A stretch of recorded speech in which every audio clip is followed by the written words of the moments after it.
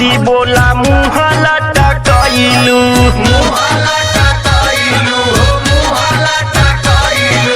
कैलू राते झगड़ा भैया के तू गरियालू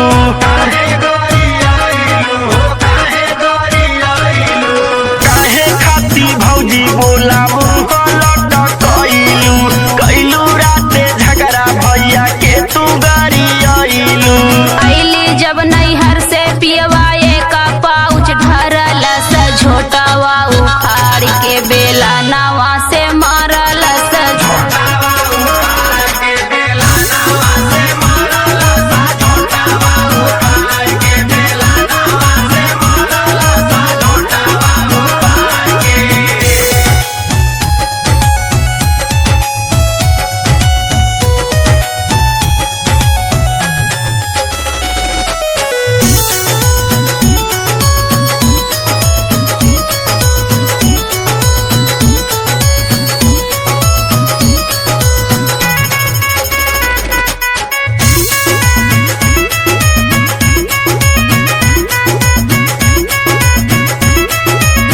खाना उदास हम उनके समझाइबे